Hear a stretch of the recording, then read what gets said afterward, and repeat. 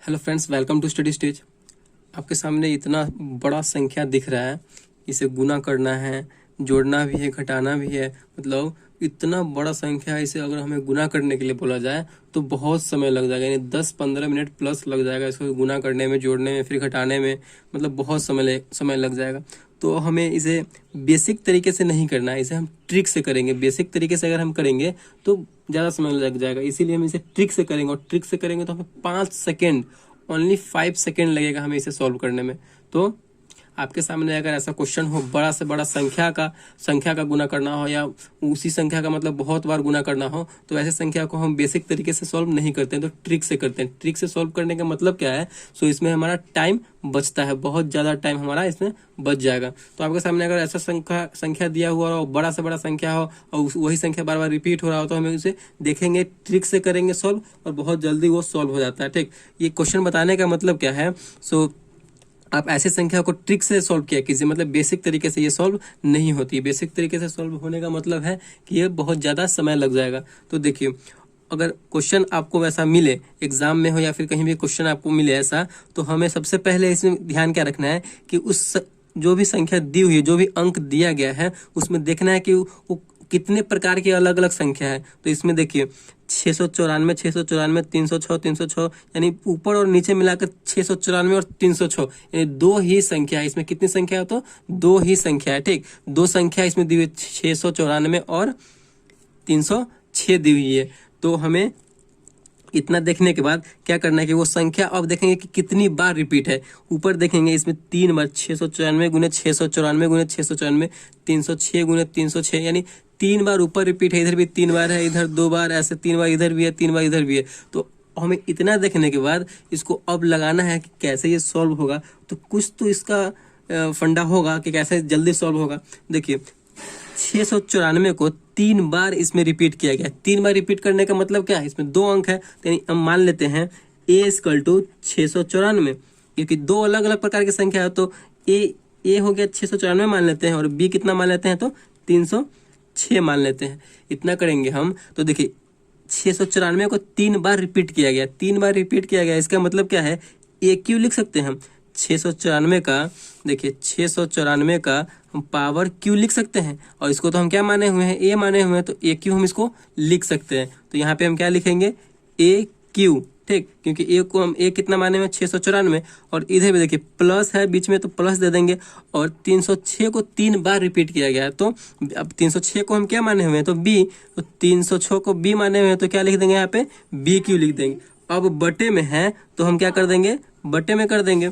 अब देखिए 694 गुना 694 माइनस 694, यानी 694 को 2 बार रिपीट किया गया यहाँ पे। तो 694 को ए किए हुए हैं, तो यहाँ पे क्या हो जाएगा? ए स्क्वायर, माइनस है तो माइनस, और इसको क्या माने हैं? ए, और 306 को क्या माने हैं? बी, तो माइनस ए, और गुना में 306 है, तो 306 को बी माने हुए, तो ए बी, प्लस प्लस है तो प्लस 306 गुना 306, हम 306 गुना 306 को ए स्क्वायर लिख सकते हैं, ए गुने ए, इसको हम 306 306, तो इसको हम तो ए स्क्वायर लिख सकते हैं। तो यहाँ पे क्या लिख देंगे?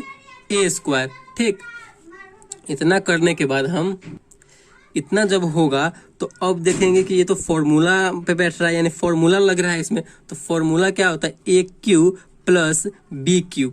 ए क्यू प्लस बी क्यू का एक फॉर्मूला होता है, तो क्या होता है? A plus B into A square minus A B plus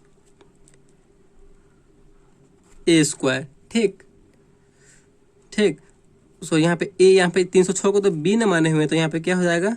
B हो जाएगा, बी स्क्वायर। ए क्यू प्लस बी क्यू, अब ये कटेगा कैसे? इसको मतलब तोड़ना होगा ना, ए क्यू प्लस बी क्यू को कुछ करना होगा, नहीं फॉर्मूला इसका होता है, तो फॉर्मूला पे बैठा देंगे। A plus B into A square minus A B plus B square, ये A cube plus B cube का फॉर्मूला होता है। और बटे में हमें क्या कर देना था? यहाँ पे जितना है उतना लिखेंगे, A square minus A B plus क्या हो जाएगा? B square.